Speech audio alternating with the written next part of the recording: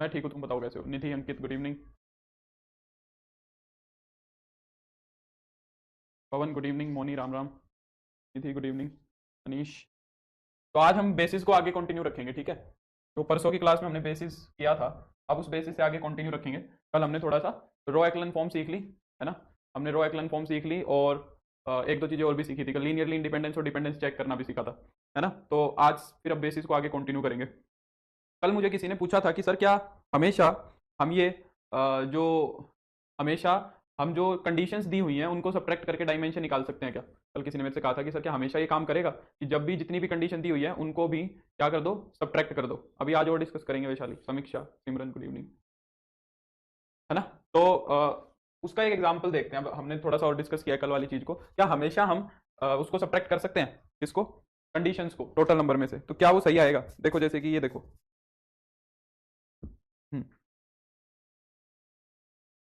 Good evening आकृति। देखो क्या कह रहा है, क्वेश्चन है, वेक्टर स्पेस दिया हुआ है आर स्क्वायर से आर के ऊपर, और डब्ल्यू एक सब स्पेस डिफाइन किया हुआ है x Y Z W R four का, such that x minus y plus डब्ल्यू is equal to zero, to Y plus Z is equal to zero, x plus y plus z plus डब्ल्यू is equal to zero.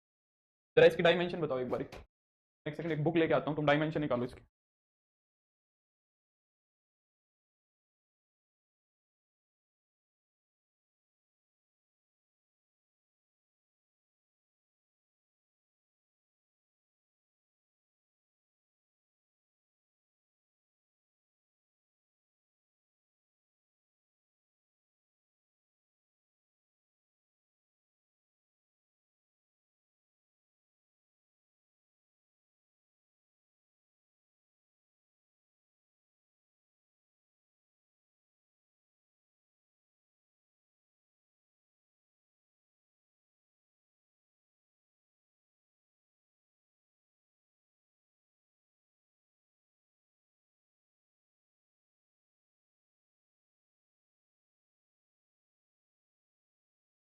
Nishant और हिमांशु कह रहे हैं दो, और वैशाली कह रही है एक।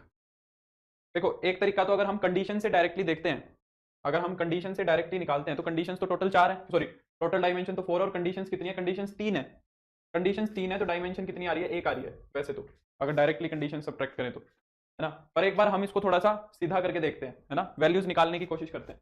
अगर मैं x माइनस वाई प्लस डब्ल्यू इज इक्वल टू जीरो और x plus y plus z plus डब्ल्यू, इन दोनों इक्वेशंस को सपोज एक बार मैं सब्ट्रैक्ट कर दूं, सिंप्लीफाई करने की कोशिश करते हैं, देखते हैं इक्वेशंस क्या दे रही है। इन इक्वेशंस को घटा दो तो x से x कट जाएगा तुम्हारा, y में y ऐड हो जाएगा, और w से w भी कट जाएगा, माइनस का z is equal to zero, minus का z is equal to zero. ये देखो ये क्या आ रहा है, two Y plus Z is equal to zero. और जो एक और इक्वेशन है वो भी यही दी हुई है, जो दूसरी इक्वेशन आ रही है वो तो यही दी हुई है। यानी कि फर्स्ट और थर्ड जो है वो नई इक्वेशन नहीं बना रहे हैं, फर्स्ट और थर्ड से भी यही इक्वेशन बन के आ रही है। फर्स्ट और थर्ड से भी तुम्हारी क्या हो रही है? ये सेम ही इक्वेशन बन के आ रही है। समझ रहे हो मेरी बात को? यानी कि एक कंडीशन तो ये है और एक इन दोनों से बन रही है, यहां से कोई तीसरी नई कंडीशन नहीं बन के आ रही, ये दोनों एक ही कंडीशन है, ये और ये दोनों कंडीशन एक ही बन रही है। समझ रहे हो इस बात को? तो इन दोनों से किया तो यही आ गई, यानी कि दो ही कंडीशन हुई, तीन कंडीशन नहीं हुई, दो ही कंडीशन हुई। एक कंडीशन तो ये और एक ये दोनों वाली, एक इन दोनों वाली कंडीशन, तो दो ही कंडीशन हुई बस। तो इसके एक्चुअल डायमेंशन 4 माइनस 2 होगा, है ना? अब ये तुम्हें थोड़ा सा हो सकता है कंफ्यूजिंग लग रहा हो, तो इस चीज को सिंप्लीफाई करने, इस चीज को ज्यादा आसान बनाने के लिए है कि ये देखो ये तीनों कंडीशन एल आई है या एल डी है, ये तीनों कंडीशंस क्या देखो, एल आई है या एल डी है। तो अभी हम चेक कर सकते हैं रो एक्लन फॉर्म से, एक्स वाई जेड डब्ल्यू, इन इक्वेशंस को एक मैट्रिक्स में लिख लो, 0 2 1 0, है ना? और यहाँ क्या है, 1 1 1 1 है, डब्ल्यू क्यों लिख दिया 1? इसकी रैंक निकाल के देखो कितनी आ रही है, इसकी रैंक निकाल के देखो कितनी है, इसकी रैंक कितनी आएगी? 1 माइनस 1 0 1 0 2 1 0, इसको इसमें से घटाओगे तो 0 2 1 0, है ना? R3 को R2 में से घटा दोगे तो कितना बन जाएगा? 1 माइनस 1 0 1, तो 0 2 1 0, इसको इसमें से घटाओगे तो 0 0 0 0। इस मैट्रिक्स की रैंक कितनी है? इस मैट्रिक्स की रैंक 2 है। इस मैट्रिक्स की रैंक कितनी आ रही है? 2 आ रही है। यानी कि इनमें से दो ही कंडीशंस लीनियरली इंडिपेंडेंट है, तीन कंडीशंस लीनियरली इंडिपेंडेंट नहीं है। एक कंडीशन तो दूसरे से ही बनी हुई है, इनमें से एक ऐसी कंडीशन है जो किसी दूसरे से ही बनी हुई है, तीनों की तीनों अलग कंडीशंस नहीं है। तो इस मैट्रिक्स की जो रैंक आ रही है वो 2 आ रही है। यानी कि एल आई कंडीशंस कितनी है? अगर मैं एल आई कंडीशंस की बात करूं तो एल आई कंडीशंस 2 हैं। अगर मैं लीनियरली इंडिपेंडेंट कंडीशंस देखूं तो लीनियरली इंडिपेंडेंट कंडीशंस तुम्हारी 2 हैं बस, ठीक है? लीनियरली इंडिपेंडेंट कंडीशंस कितनी है? 2 है। तो 4 माइनस 2 होगी एक्चुअली इसकी डायमेंशन, 4 माइनस 2 यानी कि 2 इसकी एक्चुअल डायमेंशन आएगी। समझे? अब खुद सोचो भाई, मैक्सिमम डायमेंशन 4 है और वो कंडीशन 10 लगा देगा। मैक्सिमम डायमेंशन 4 हो सकती है, पर मान लो उसने 10 कंडीशंस दे दी। अब 4 में से 10 तो नहीं घटा सकता ना, डायमेंशन नेगेटिव तो हो नहीं सकती है। तो यानी कि उसने कंडीशंस को रिपीट किया है, तो हमें उन रिपीटेड कंडीशंस को हटाना पड़ेगा। हमें क्या करना पड़ेगा? उन रिपीटेड कंडीशंस को हटाना पड़ेगा। अब जब दो कंडीशंस होती हैं तो वो साफ दिख जाती हैं भाई, सेम ही है क्या। सेम कैसे पता लगेगा? अगर एक दूसरे का स्केलर मल्टीपल है तो सेम दिख जाएंगी।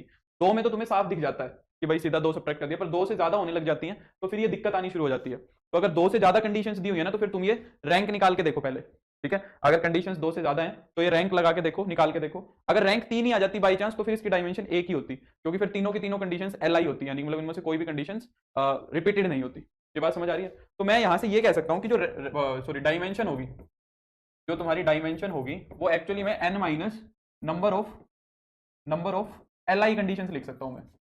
उसको थोड़ा सा मॉडिफाई करें तो ये ज्यादा बेटर रिजल्ट हुआ। यानी सर टोटल कंडीशन में से एल आई कंडीशन माइनस करें, बिल्कुल L I condition he minus करनी है, ठीक है हिमांशु? तो ये हमारा, अब वो जो मैंने कल बताया था वो सारा का सारा मैं यहीं पे अटक गया था आके, तो इसके लिए मैंने तुम्हें बताया था, ठीक है? तो ये टपल्स की डायमेंशन हो गई। अब हम शुरू करते हैं मैट्रिसेस की डायमेंशन, ठीक है? अब मैट्रिसेस की डायमेंशन देखते हैं, मैट्रिसेस के वेक्टर स्पेस की, ठीक है? तो वेक्टर स्पेस क्या लेके चलेंगे? सबसे पहले मान लो मैंने एक वेक्टर स्पेस ले लिया, क्या?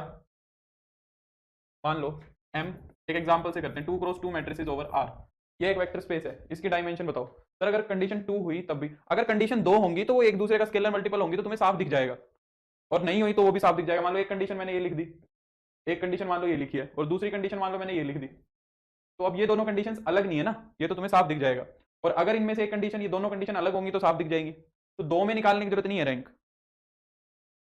इसकी डायमेंशन देखो क्या कह रहा है कि इस दुनिया की जितनी भी 2x2 ऑर्डर की मैट्रिसेस होंगी, इस दुनिया की जितनी भी 2x2 ऑर्डर की मैट्रिसेस होंगी, उसका वेक्टर स्पेस बनाया है। यानी कि हमारे को एक ऐसा वेक्टर, एक ऐसा स्पेस है जिसमें इस तरीके की मैट्रिसेस मिल जाए ए बी सी डी, और ये जो ए बी सी डी है ये चारों के चारों क्या होने चाहिए? रियल नंबर्स होने चाहिए। तो इसको जनरेट करने के लिए पहले तो इसका बेसिस देखना पड़ेगा मुझे, पहले तो मुझे इसका बेसिस बनाना पड़ेगा। तो बेसिस से मुझे पता लगेगा कि इसकी डायमेंशन बनेगी कितनी। अब इसके बेसिस में देखो कौन कौन आएगा। बेसिस में मुझे एक तो ए को जनरेट कराना पड़ेगा, फिर मुझे बी को भी जनरेट कराना पड़ेगा, फिर मुझे सी को भी कराना पड़ेगा, तो डी को भी कराना पड़ेगा। इसका मतलब मेरे को कितने एलिमेंट्स लगेंगे इसके अंदर? 4 एलिमेंट्स लगेंगे। तो बेसिस के अंदर ए को जनरेट कराने के लिए तो एक तो ये मैट्रिक्स चाहिए मुझे, यहां से तुम ए एलिमेंट को जनरेट करा सकते हो, फिर मुझे बी एलिमेंट को जनरेट कराना पड़ेगा, फिर मुझे सी एलिमेंट को जनरेट कराना पड़ेगा 0 0 1 0, और फिर मुझे डी एलिमेंट को जनरेट कराना। आया ना? इन चारों एलिमेंट से इस दुनिया की कोई भी 2x2 ऑर्डर की मैट्रिक्स जनरेट हो जाएगी या नहीं हो जाएगी? बताओ।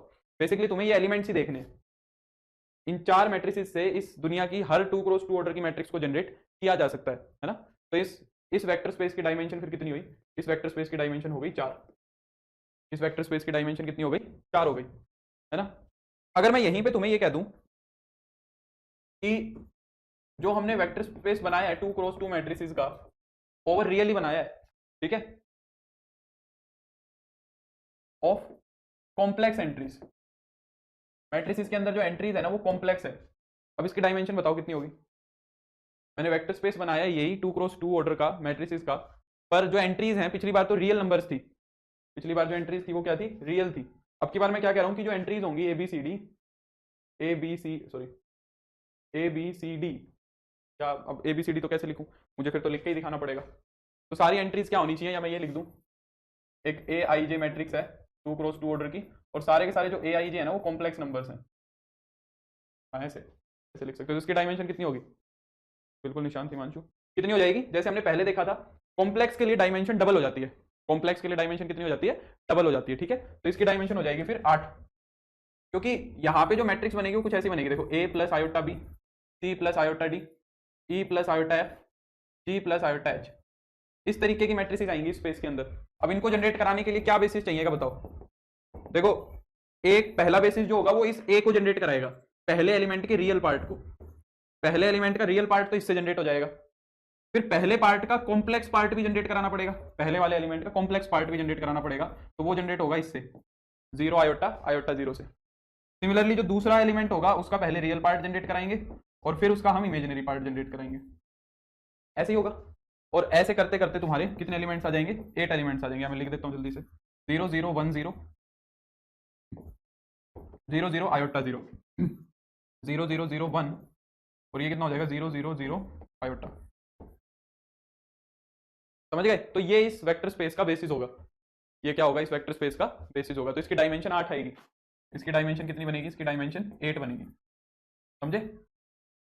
तो एक बात ध्यान रखेंगे कि अगर मैट्रिसेस अगर एलिमेंट्स रियल हैं तो सिंपल जितने एलिमेंट है उतनी रैंक हो जाएगी, पर अगर एलिमेंट्स कॉम्प्लेक्स हैं तो फिर जो रैंक होती है वो डबल हो जाती है। ठीक है? थर्ड वाले में 1 को सही जगह लिखिएगा, गलत जगह लिख दिएगा। सही तो लिखा है, इसमें गलत लिखा है, इसमें गलत लिखा है, आयोटा यहाँ आएगा। ठीक है? सेकंड वाले में आयोटा गलत लिख दिया था मैंने, सेकंड वाले में आयोटा गलत जगह लिख दिया था।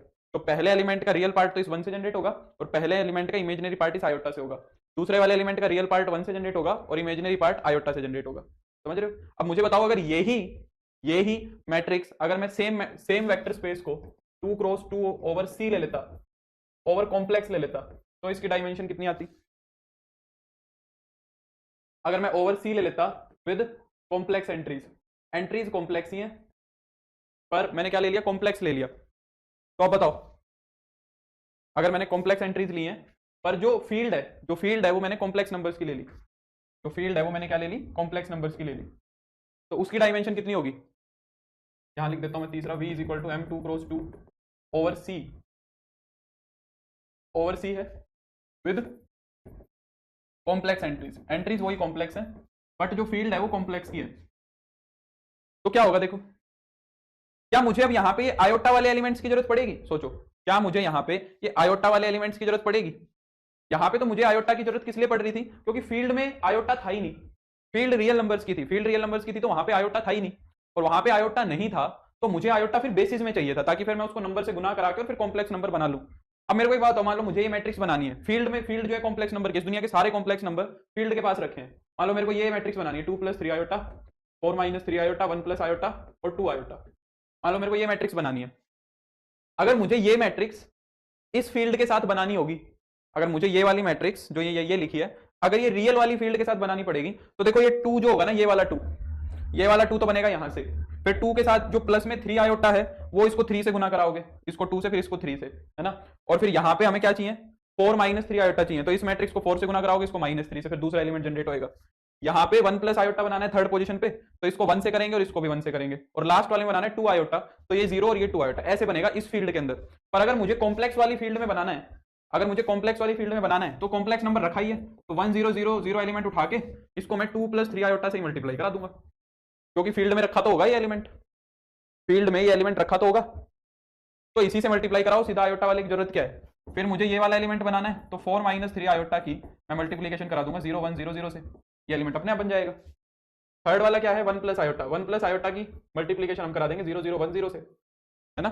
और लास्ट में क्या चाहिए? 2 आयोटा चाहिए, 2 आयोटा की मल्टीप्लीकेशन करा देंगे 0 0 0 1 से। तो इन 4 एलिमेंट से ही काम चल गया, फिर इन 4 एलिमेंट से ही काम चल गया फिर हमारा, है ना? तो इसका मतलब इस वेक्टर स्पेस की डायमेंशन कितनी होगी? फिर डायमेंशन 4 ही हो जाएगी, फिर इसकी डायमेंशन क्या हो जाएगी? 4 ही हो जाएगी, यहाँ पे 8 नहीं लेंगे। अच्छा, अगर ये बताओ ऐसे होता तो यहाँ डायमेंशन कितनी होगी? अगर 2 क्रॉस 2 की मैट्रिक्स है ओवर कॉम्प्लेक्स, पर एंट्रीज रियल है विद रियल एंट्रीज, अब बताओ इसकी डायमेंशन कितनी आएगी? एंट्रीज है रियल, अब इसकी डायमेंशन बोलो कितनी आएगी?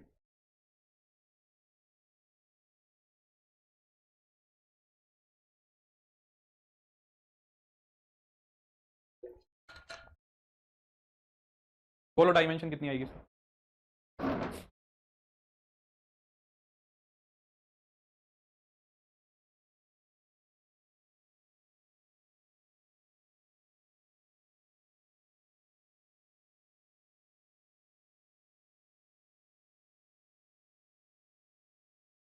निशांत कह रहा है 4, हिमांशु कह रहा है 4, मोनी भी कह रहा है 4, वैशाली भी 4 कह रही है।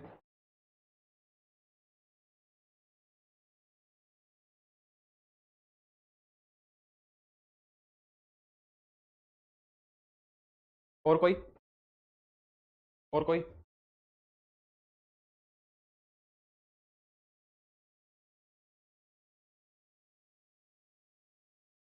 सौम्यदीप भी 4 कह रहा है।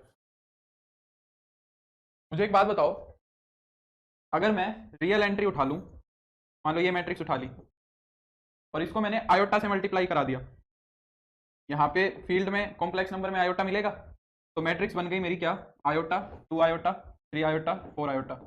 ये मैट्रिक्स वेक्टर स्पेस में मिलेगी तुम्हें? क्या ये मैट्रिक्स तुम्हें वेक्टर स्पेस में मिलेगी? बताओ, ये वाली जो मैट्रिक्स बनी, क्या ये वाली मैट्रिक्स वेक्टर स्पेस में मिलेगी मुझे? ये तो वेक्टर स्पेस में ही नहीं मिलेगी। क्या ये वेक्टर स्पेस बनेगा? क्या ये एक्सटर्नल बाइनरी ऑपरेशन में क्लोज्ड है? क्या ये वाला वेक्टर स्पेस बना था, आर ओवर सी वाला? आर ओवर सी वाला वेक्टर स्पेस बना था? आर ओवर सी वाला तो वेक्टर स्पेस ही नहीं बनता है। आर ओवर सी वाला तो वेक्टर स्पेस ही नहीं बनता है, क्योंकि स्केलर मल्टीप्लीकेशन क्लोज्ड नहीं होता है ना? बिल्कुल संजीव। तो ये यहाँ पे वेक्टर स्पेस ही नहीं है, नॉट ए वेक्टर स्पेस, तो इसकी डायमेंशन की बात नहीं करेंगे। ये वेक्टर स्पेस नहीं होगा, इसकी डायमेंशन की बात हम यहाँ पे नहीं कर सकते। ठीक है। नेक्स्ट, अब ये तो थोड़ा बेसिक बेसिक काम था, अब यहाँ से थोड़ा सा अच्छा काम करते हैं, मतलब अच्छा तो क्या, थोड़ा ठीक ठाक। मैं कह रहा हूँ कि ऐसी मैट्रिसेस की रैंक बताओ, मान लो m n cross n matrices हैं, या ए आई जे, एक मैट्रिक्स ए आएगी यहाँ पे, क्या ए आई जे एन क्रॉस एन की। पहले एक छोटा एग्जांपल ले लो, 3 क्रॉस 3 की। नहीं नहीं, डायमेंशन जीरो नहीं बोल सकते, वेक्टर स्पेस ही नहीं है, डायमेंशन की बात ही नहीं होगी, है ना हिमांशु? 3 क्रॉस 3 की मैट्रिक्स है सच दैट जो ए का ट्रांसपोज है वो ए के बराबर है।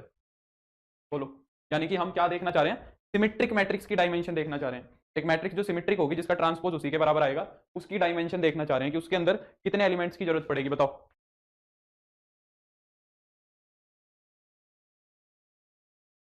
बोलो।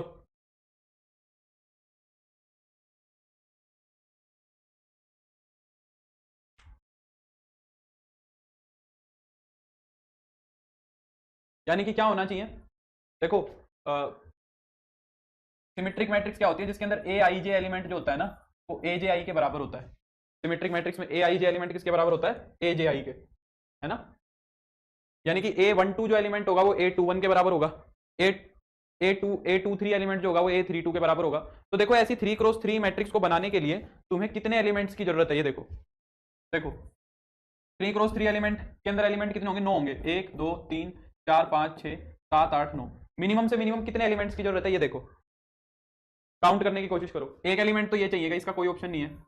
एक एलिमेंट ये चाहिए, फिर दूसरा एलिमेंट भी चाहिए, ये कैसे भी नहीं आएगा। पर अगर ये दूसरा एलिमेंट आ गया तो ये वाला एलिमेंट अपने आप आ जाएगा, क्योंकि 1 2 जो एलिमेंट है वो 2 1 के बराबर होगा। बिल्कुल रूबल, 1 2 जो एलिमेंट होगा वो 2 1 के इक्वल हो जाएगा, है ना? फिर ये वाला एलिमेंट चाहिएगा, थर्ड एलिमेंट, पर फिर ये एलिमेंट अपने आप आ जाएगा, क्योंकि सिमेट्रिक मैट्रिक्स है तो ये वाला एलिमेंट इसके बराबर ही होगा। ये वाला एलिमेंट चाहिएगा, इसका कोई ऑप्शन नहीं है। फिर पांचवा एलिमेंट, जब ये वाला एलिमेंट लेके आओगे तो ये वाला एलिमेंट अपने आप आ जाएगा, और फिर ये वाला एलिमेंट ये लेके आना पड़ेगा। तो कितने एलिमेंट्स की जरूरत है, 6 एलिमेंट्स की जरूरत है। तो इस मैट्रिक्स की जो डायमेंशन होगी, इस मैट्रिक्स की, सॉरी, इस वेक्टर स्पेस की डायमेंशन 6 आएगी, है ना? अब देखो, इसको जनरलाइज करेंगे थोड़ा सा ना, इसको थोड़ा जनरलाइज करेंगे, यहीं से जनरलाइज। देखो क्या होगा, पहले एक बार यहीं से देख लो काउंट करने का तरीका। डायगोनल में कितने एलिमेंट है, 3। डायगोनल में कितने एलिमेंट है, 3, फिर उससे ऊपर वाले में 2, फिर उससे ऊपर 1, ऐसे ही है। यहाँ पे डायगोनल में 3 एलिमेंट रखे हैं, फिर 2 रखे हैं, फिर 1 रखे हैं। तो 1 से लेके n तक का सम बनता है हमेशा, 1 से लेके n तक का सम, जितना मैट्रिक्स का ऑर्डर है। यानी कि अगर मैं तुम्हें एक जनरल मैट्रिक्स दे दूं, सिमेट्रिक मैट्रिक्स, अगर मैं मान लो मैंने कह दिया कि ए मैट्रिक्स ए आई जे है, एन क्रॉस एन मैट्रिक्स है, पर ए का ट्रांसपोज जो है ना वो ए के बराबर है। तो अगर अब तुम्हें इस मैट्रिक्स की डायमेंशन निकालनी पड़ेगी, तो अब की बार जो डायगोनल होगा ना, अब की बार जो डायगोनल होगा, वो डायगोनल के अंदर कितने एलिमेंट्स आएंगे, अब की बार डायगोनल के अंदर एलिमेंट्स आएंगे n। जैसे यहाँ पे 3 आए थे, तो यहाँ पे डायगोनल के अंदर कितने एलिमेंट्स आएंगे, n प्लस, फिर उसके ऊपर कितने आएंगे, n माइनस 1। जैसे 3 के बाद 2 आए थे, फिर कितने आएंगे, n माइनस 1, फिर कितने आएंगे, n माइनस 2, कहां तक, 1 तक। तो ये वाला जो सम बनेगा, ये सम बनेगा 1 से लेके n तक का। ये वाला जो सम बनेगा ये कहां बनेगा, 1 से लेके n तक का बनेगा। तो ये कितना हो गया, n इंटू n प्लस 1/2। तो सिमेट्रिक मैट्रिक्स की डायमेंशन का ये डायरेक्ट फॉर्मूला होता है। अगर ऑर्डर तुम्हें दे रखा हो तो उसके अंदर डायरेक्टली यहाँ पे n की जगह रख दो। जैसे यहाँ पे 3 दिया हुआ था तो 3 रख दोगे, तो 3 गुना 4/2 हो जाएगा, 6 हो जाएगा। समझ रहे हो? तो सिमेट्रिक मैट्रिक्स की डायमेंशन इस तरीके से निकालते हैं। समझे? समझ आई बात? अगर एंट्रीज उसने कॉम्प्लेक्स बोलनी है तो इनको डबल कर देना। अगर एंट्री क्या है, कॉम्प्लेक्स एंट्रीज हैं, तो ये डबल हो जाएगी, इसको 2 से गुना करा देना, उसको भी 2 से। अब जरा मुझे बताओ, क्यू सिमेट्रिक मैट्रिक्स की डायमेंशन, पहले इसकी बताओ। ए आई जे एन क्रॉस एन या 3 क्रॉस 3, ए का जो ट्रांसपोज है वो -a के बराबर है। बताओ इसकी डायमेंशन बताओ, क्यू सिमेट्रिक मैट्रिक्स की डायमेंशन बताओ क्या होगी।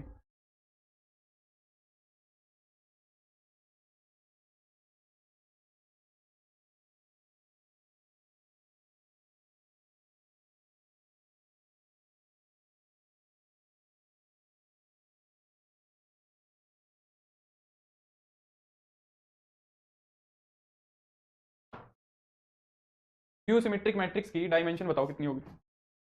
निशांत कह रहा है 3 होगी।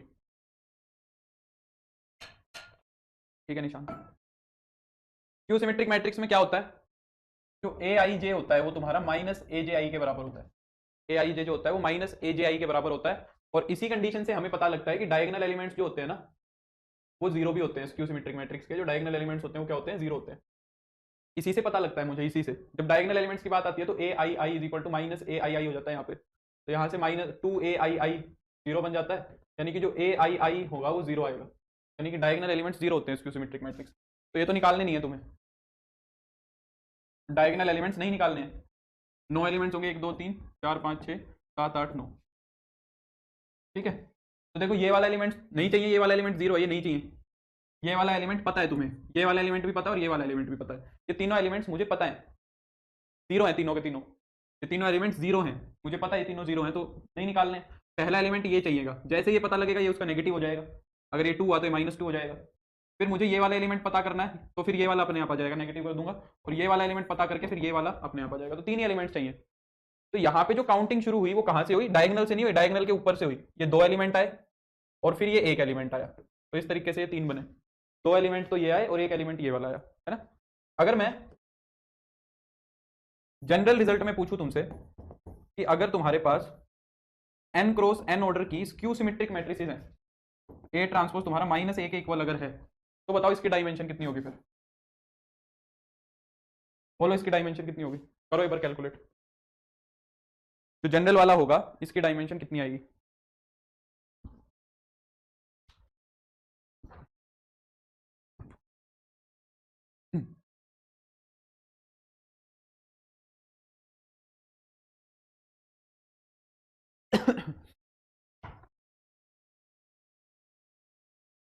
बोलो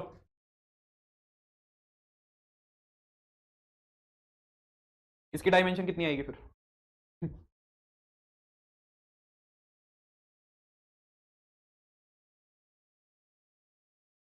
तो इसके अंदर क्या बात चलेगी फिर, इसके अंदर बात देखोगे तो क्या आएगी। इसके अंदर अगर हम बात देखेंगे तो क्या आएगी, डायगोनल एलिमेंट्स तो सारे के सारे जीरो मिलेंगे। डायगोनल एलिमेंट सारे जीरो मिलेंगे, बिल्कुल संजीव हिमांशु। यहाँ पे कितने एलिमेंट मिलेंगे तुम्हें, n-1 मिलेंगे।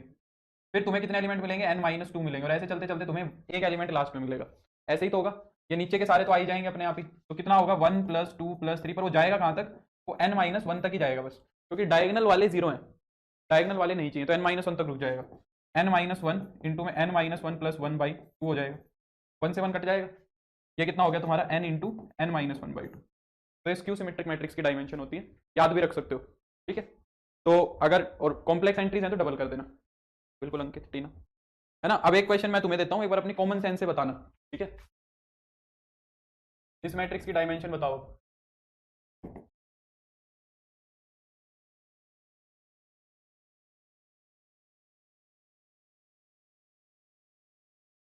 बोलो इस मैट्रिक्स की डायमेंशन कितनी होगी, मतलब इस वेक्टर स्पेस की डायमेंशन कितनी होगी।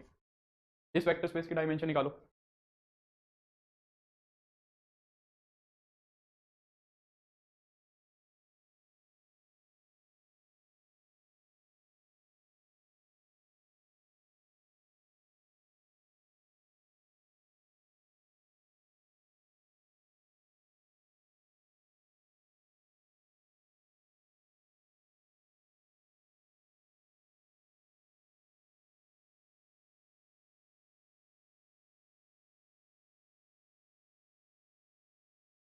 मोनित पता नहीं क्या ही जवाब देने लग रहा है। नहीं संजीव, नहीं निशांत, वैशाली का भी गलत है। ध्यान से देखो लिखा क्या हुआ है, summation of A I I zero लिखा हुआ है, ए आई आई जीरो नहीं लिखा हुआ है। नहीं मानशु, मोनी,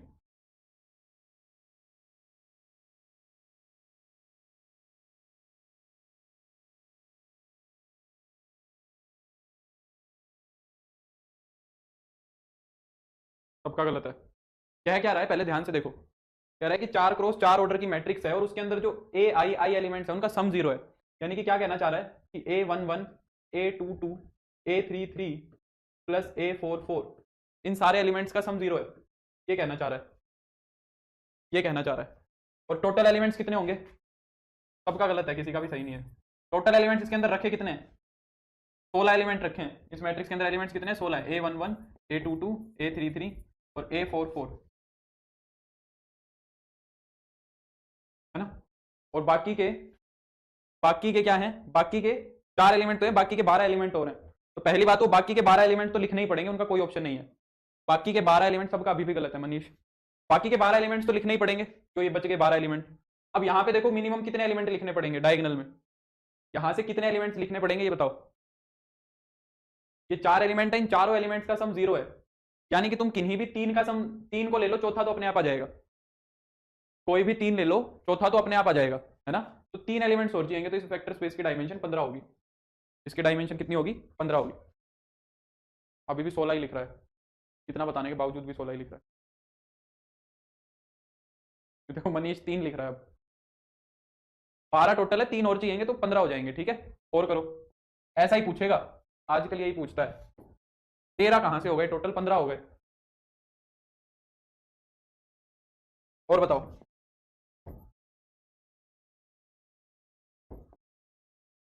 AIJ क्या कह रहा है? 3 क्रॉस 3 है।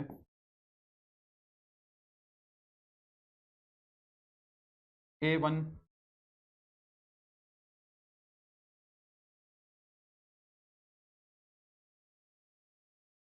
समेशन ऑफ A2J,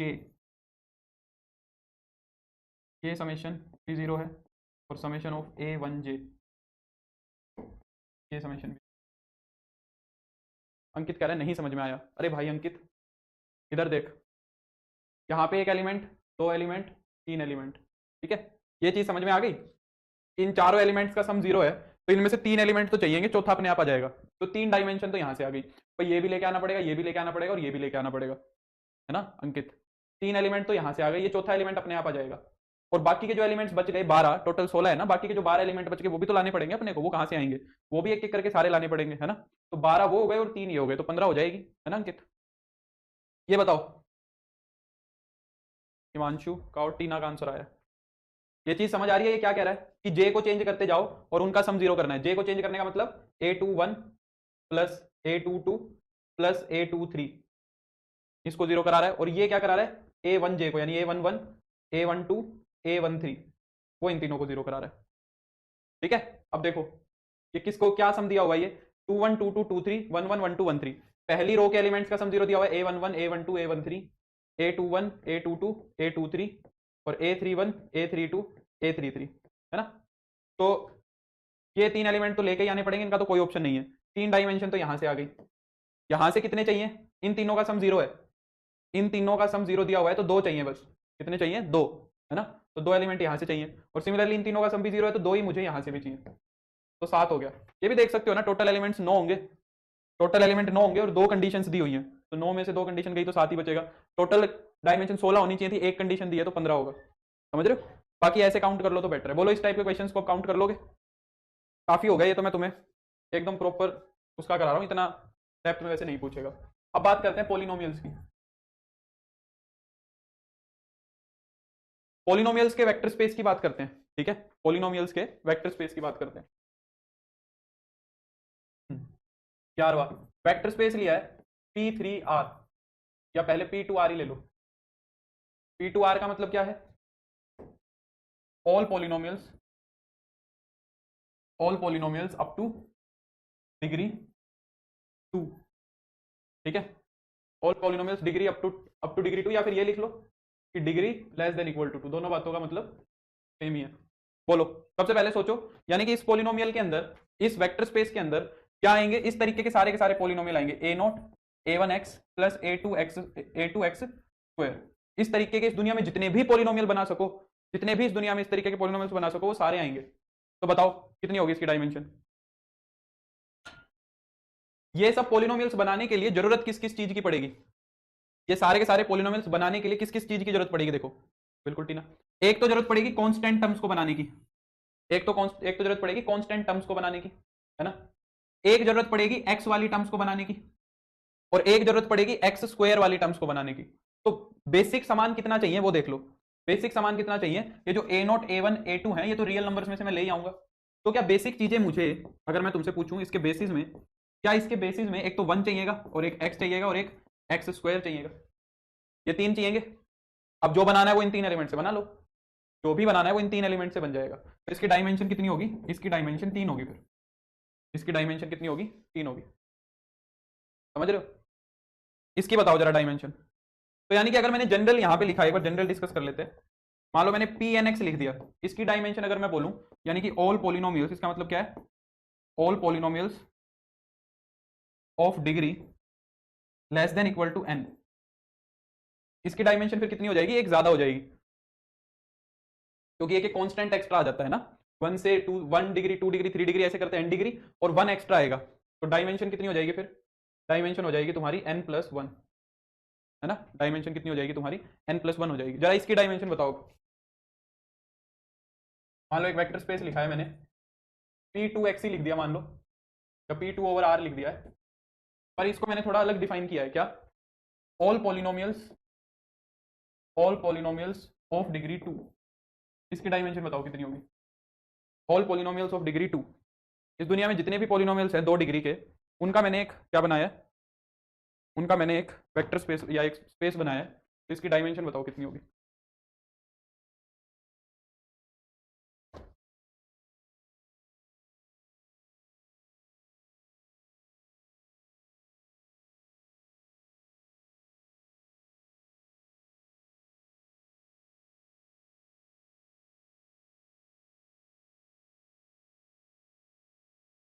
टीना का आंसर आया 3, हिमांशु का आया 1। कर लो एक बार सारे, फिर बताता हूँ मैं। गगन कह रहा है 1।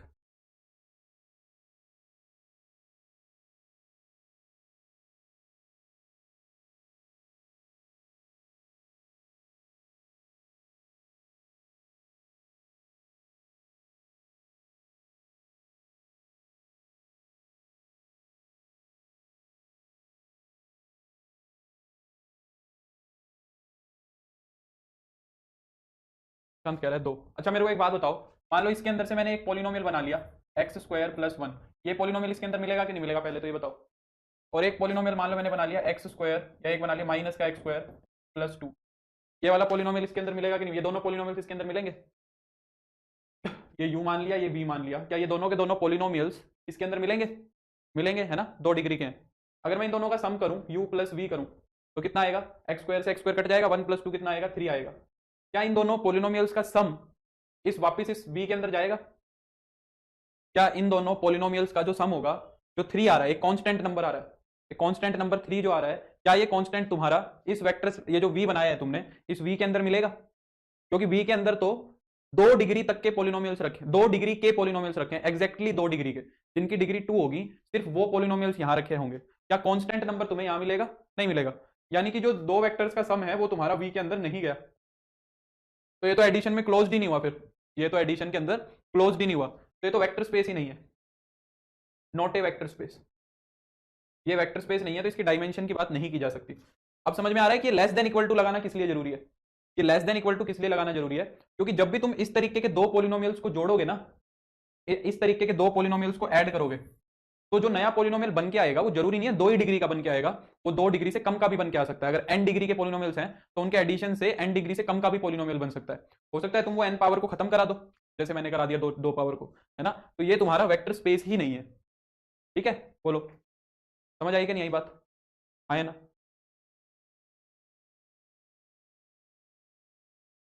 क्लियर हो गई ना ये सारी बातें, तो ये हमारी बेसिस की बातें थी। अच्छा ये वाला जो पॉलिनोमियल है, इसका बेसिस क्या बनेगा, ये समझ गए ना, ये वाला जो वेक्टर स्पेस है इसका बेसिस बन जाएगा 1x² ऐसे करते करते x की पावर n, है ना,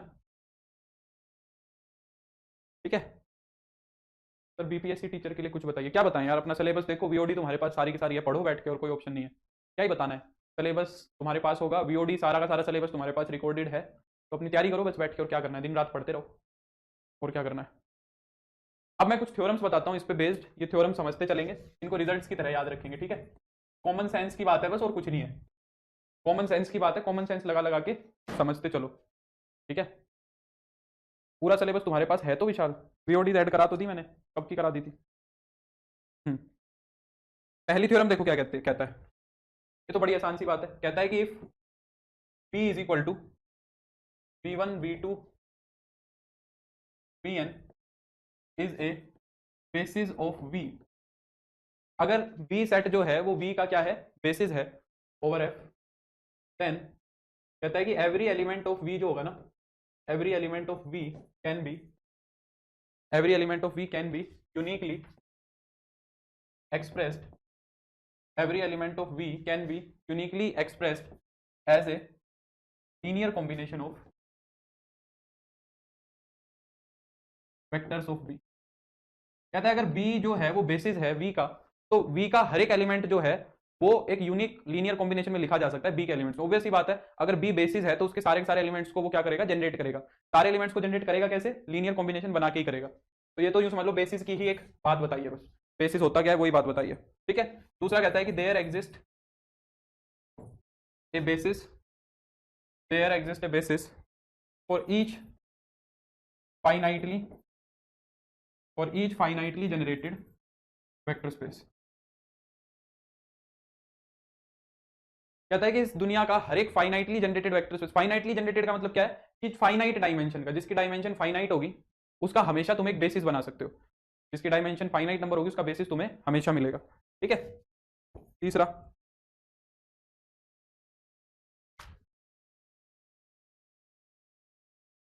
ये देखो, ये भी आसान सी बात है। If S is equal to V1 V2 Vn spans Vf, basis की बात नहीं कर रहा है, बस इतना बोल रहा है कि ये वाला जो n वेक्टर्स का सेट है ना, ये वाला जो n वेक्टर्स का सेट है, ये इस वेक्टर स्पेस को स्पैन कर रहा है, यानी सिर्फ जनरेट कर रहा है ना, ये सिर्फ क्या कर रहा है, इसको जनरेट कर रहा है। लीनियरली इंडिपेंडेंट होना जरूरी नहीं है, अभी बेसिस नहीं कह रहा है, बस ये इसको स्पैन कर रहा है, जनरेट कर रहा है ना। तो फिर क्या कह रहा है कि then any n plus one vector, then any n plus one vectors of Vf are linearly dependent, are linearly dependent. ये कह रहा है, क्या कह रहा है, देखो कह रहा है कि अगर एक मान लो 3 वेक्टर्स का सेट है, जैसे यहीं से देख लो ना, इस एग्जांपल से समझ लो, जैसे कि ये 3 वेक्टर्स का सेट था, ये इसको जनरेट कर देता है, कर पा रहा है, बेसिस है तो जनरेट तो कर ही रहा है। कह रहा है अगर ये 3 वेक्टर्स का सेट इस वेक्टर स्पेस को जनरेट कर देगा, तो इसमें से कोई भी 4 वेक्टर्स का सेट बनाओगे ना, कोई भी 4 वेक्टर का, तो वो हमेशा लीनियरली डिपेंडेंट होगा। वो क्या होगा, लीनियरली डिपेंडेंट होगा, क्योंकि सोचो ये 3 वेक्टर्स का सेट है, अब इसके बाद अगर कोई भी वेक्टर और जोड़ोगे, इसने जनरेट कर दिया इसको, यानी कि इसके अंदर सारे वो एलिमेंट्स आ गए जो इसके हर एलिमेंट को बना सकते हैं। अब अगर तुम और कोई एलिमेंट लेके आओगे, वो या तो 1 टाइप का होगा, या वो x टाइप का होगा, या वो x स्क्वायर टाइप का होगा, तो फिर वो ऑटोमेटिकली लीनियरली डिपेंडेंट ही होना है, कोई ना कोई मल्टीपल ही मिलेगा उस चीज का, समझ रहे हो। DSSS के अंदर इस तरीके के रिजल्ट बहुत पूछता है, ठीक है। ये थर्ड रिजल्ट हो गया। फोर्थ रिजल्ट देखो क्या कह रहा है, हाँ, if S is linearly independent, if S is linearly independent, अगर S लीनियरली इंडिपेंडेंट है, ये दिया हुआ है, जो S सेट है वो तुम्हारा क्या है, लीनियरली इंडिपेंडेंट सेट है, और साथ में कह रहा है कि एक V एलिमेंट है जो S के लीनियर स्पैन में नहीं आ रहा है ना। क्या कह रहा है, एक ऐसा V वेक्टर है जो S के लीनियर स्पैन में नहीं आना, यानी कि इससे जितने भी एलिमेंट्स लीनियर कॉम्बिनेशन से बना सकते हो, वो V एलिमेंट उनसे नहीं बनेगा। तो फिर वो क्या कहता है कि देन अगर S सेट के साथ, S सेट के अंदर तुम V एलिमेंट भी ऐड कर दोगे, S सेट के अंदर अगर तुम V एलिमेंट भी कर दोगे, तो वो भी लीनियरली इंडिपेंडेंट ही रहेगा, is also linearly independent, is also linearly independent. हाँ, बेसिस कैन बी इनफाइनाइट, ये तो मैंने कल ही बता दिया था तुम्हें कि बेसिस तो इनफाइनाइट होते हैं, अभी शायद हो सकता है आगे आ भी जाएगा।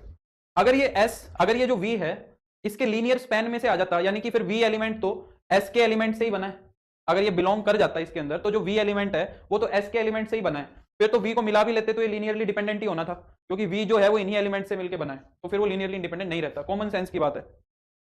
पांचवा देखो,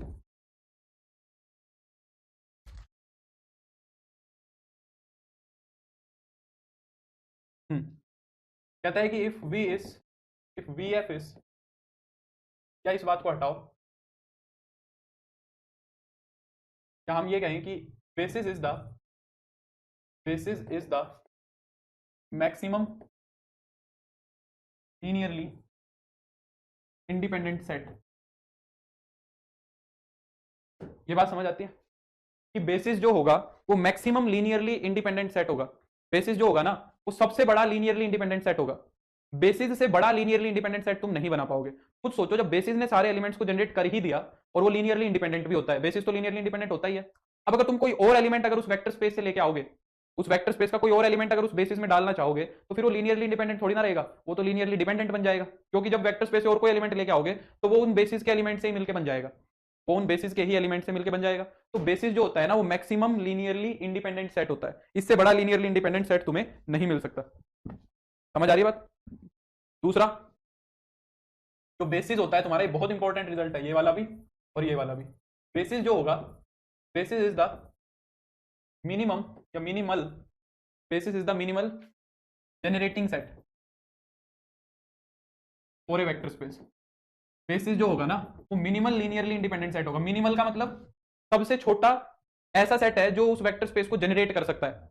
और एलिमेंट मिला मिला के तो तुम जनरेट करा ही लोगे, और एलिमेंट मिला मिलू के तो जनरेट करा ही लोगे, पर बेसिस वो सबसे छोटा सेट होता है जो हमारे क्या करता है, छोटा in the sense number of element की बात कर रहे हैं हम यहाँ पे। तो अगर बेसिस से कम तुमने जितने एलिमेंट बेसिस के अंदर है, अगर उससे कम एलिमेंट्स ले लिए, तो फिर वो सेट उस वेक्टर स्पेस को जनरेट कभी नहीं करा पाएगा, है ना। तो बेसिस जो होता है वो minimal linear minimal generating set होता है। अब अगर ये 1x(x²) है, तुम इस दुनिया का दो एलिमेंट का कोई भी सेट नहीं बना सकते, तुम इस दुनिया का दो एलिमेंट का कोई भी सेट नहीं बना सकते जो इस वेक्टर स्पेस को जनरेट करा दे, कभी नहीं हो पाएगा, क्योंकि इसकी डायमेंशन 3 है ना। इसकी डायमेंशन अगर 3 है तो इसको जनरेट कराने वाला जो सेट होगा उसके अंदर भी एलिमेंट 3 ही मिलेंगे। 3 से ज्यादा तो हो सकते हैं, पर 3 तो मिनिमम मिलेंगे जनरेट कराने के लिए, है ना। बेसिस में तो एक्जैक्टली 3 ही मिलेंगे, बेसिस में एक्जैक्टली 3 मिलेंगे, पर जनरेट कराने की बात है तो मिनिमम 3 चाहिए, 3 से कम में जनरेट नहीं होगा। समझे इस बात को?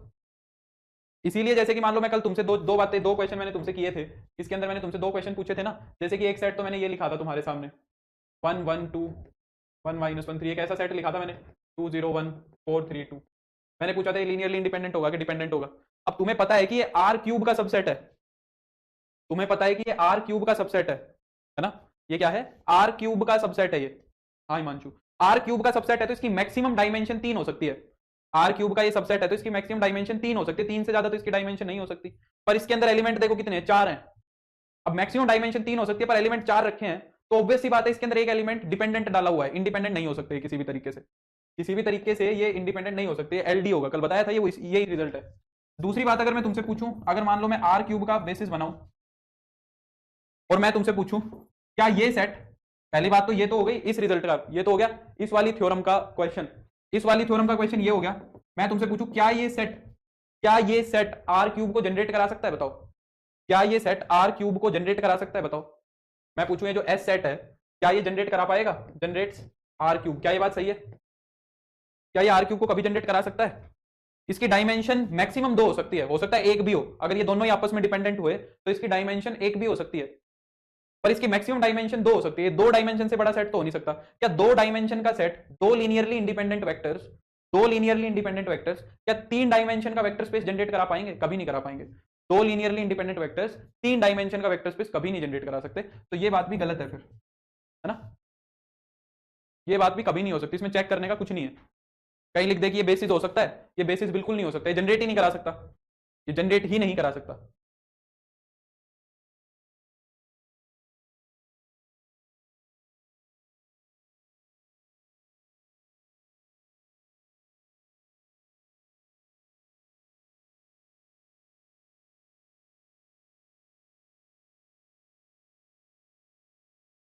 हम्म,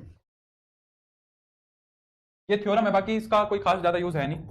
बाकी देख लो क्या कहता है, every linearly independent, every linearly independent subset of A finitely generated vector space, of a finitely generated vector space Pf can be extended to form a basis of V। क्या कह रहा है कि अगर तुम्हें एक फाइनाइटली जनरेटेड वेक्टर स्पेस का linearly independent set दिख रहा है, जैसे कि ये देखो, इससे समझो, जैसे कि ये वाला सेट दिख रहा है तुम्हें, ये वाला सेट S जो सेट है ये लीनियरली इंडिपेंडेंट वेक्टर्स का सेट है। ये क्या है? ये लीनियरली इंडिपेंडेंट वेक्टर्स का सेट है और इसका सबसेट भी है R³ का। पर ये R³ को जनरेट अभी तो नहीं कर सकता क्योंकि इसके अंदर 2 ही लीनियरली इंडिपेंडेंट वेक्टर्स हैं और हमारे वेक्टर स्पेस की डायमेंशन 3 है, तो ये अभी तो इसको जनरेट कर नहीं सकता, है ना।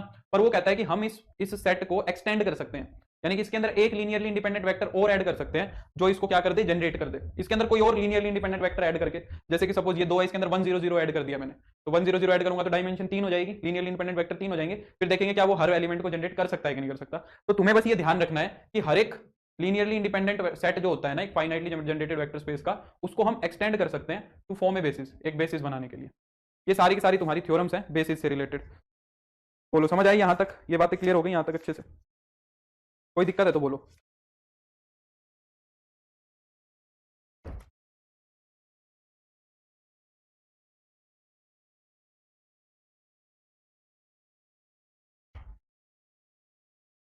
फिर इसके बाद जो हमारा टॉपिक आता है वो आता है linear sum of two subspaces.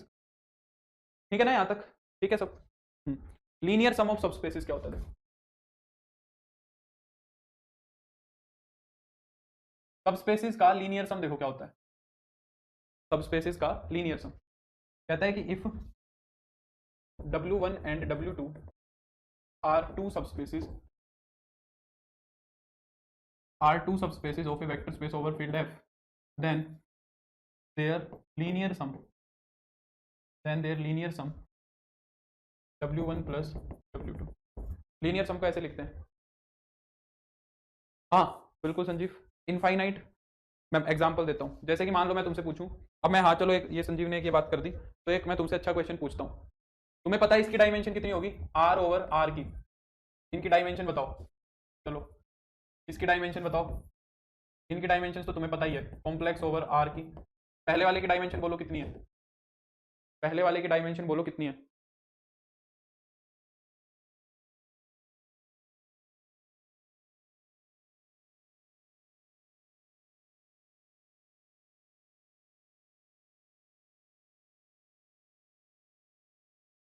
इसकी डायमेंशन कितनी है? 1 है। इसकी डायमेंशन कितनी है? 2 है। तीसरा, अगर मैं तुमसे पूछूं irrationals over set of irrationals है,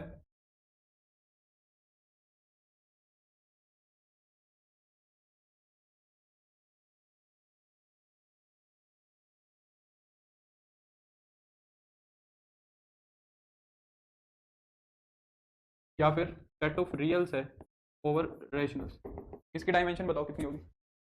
इसकी डायमेंशन बताओ। रियल्स की रैशनल के ऊपर डायमेंशन कितनी होगी? रियल की रैशनल्स के ऊपर डायमेंशन बताओ। इस वेक्टर स्पेस की डायमेंशन बोलो, वेक्टर स्पेस तो बनेगा, डायमेंशन बोलो थर्ड की, तो समझ के बोलना। मुझे सारे के सारे रियल नंबर्स जनरेट कराने हैं, और फील्ड जो है ना वो रैशनल नंबर्स की है। फील्ड जो है वो रैशनल नंबर्स की है, मुझे दुनिया के सारे रियल नंबर्स जनरेट कराने हैं। तो तुम इसका बेसिस लिखने की कोशिश करो। इसका बेसिस तो कैसे लिख रहे हो? इसके बेसिस में तो बस 1 ले लिया होगा तुमने। इसके बेसिस में मैं सिर्फ 1 लिख सकता हूँ। इस वाले के बेसिस में मैं सिर्फ 1 और आयोटा ले लूंगा, तो सारे कॉम्प्लेक्स नंबर बन जाएंगे। रियल से मल्टीप्लाई करा लेंगे, रियल्स तो सारे के सारे यहाँ रखे ही हैं, उनसे मल्टीप्लाई करा लेंगे, है ना, तो सारे कॉम्प्लेक्स नंबर बन जाएंगे। अब सारे रियल नंबर्स जनरेट करना है with the help of rational numbers. करो। तो रियल्स के अंदर, रियल नंबर्स के अंदर जो क्या होंगे तुम्हारे? रैशनल नंबर्स होंगे। रियल नंबर के अंदर दो क्या होते हैं?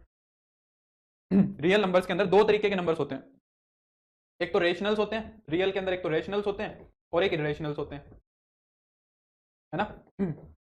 तो रैशनल्स को जनरेट कराने के लिए तो मैं 1 को ले लेता हूं।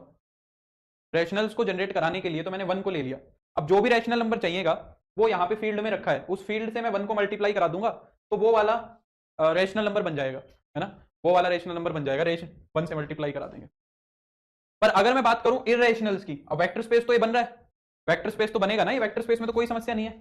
पर मुझे बताओ कि ये इरेशनल नंबर कैसे जनरेट करोगे? अब क्योंकि रेशनल्स के पास तो इरेशनल है नहीं, इरेशनल नंबर मेरे को बनाने भी है। √2 कहां से लेके आओगे? √2 कैसे बनाओगे बताओ?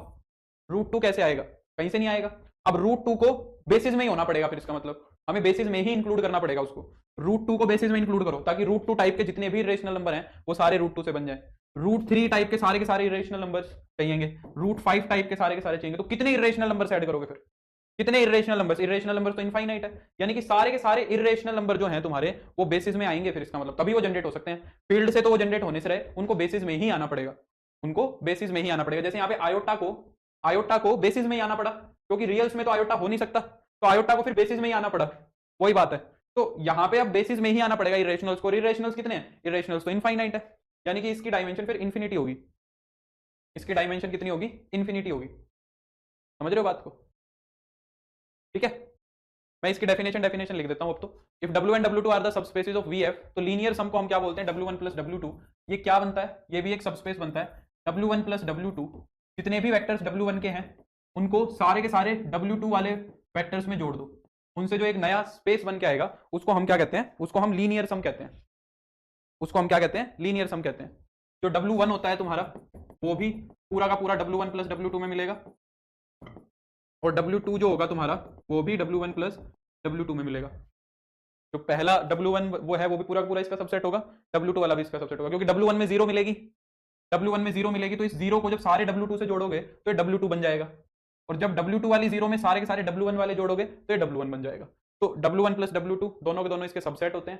दूसरी बात, W1 प्लस W2 जो होता है is also a subspace of VF। ये भी VF का क्या होता है, सबस्पेस होता है, ठीक है। चलो फिर आज के लिए बस इतना ही करेंगे ना, ठीक है। ये आगे मैं कंटिन्यू करूंगा, अब ये पूरा नहीं होगा अगर मैं इसको करूंगा, तो इसमें मेरे को डायरेक्ट सम कराना है। डायरेक्ट सम से भी एक क्वेश्चन आएगा, या तो उसके डायमेंशन निकलवाएगा या चेक कराएगा कि डायरेक्ट सम है या नहीं है। तो इसको अभी हम फुर्सत से मंडे को डिस्कस करेंगे। चलो तो आज के लिए बस इतना ही करते हैं ना, टाइम भी हो गया 50 हो गए। तो मेरे को उम्मीद है कि लेक्चर पसंद आया होगा। अब हम मिलेंगे मंडे को, तो तैयारी कर लो अपनी, पढ़ लो, एग्जाम्स जिसके आ रहे हैं वो अपना देख लो VOD में से, ठीक है। चलो फिर bye, take care, good night, I will see you on Monday.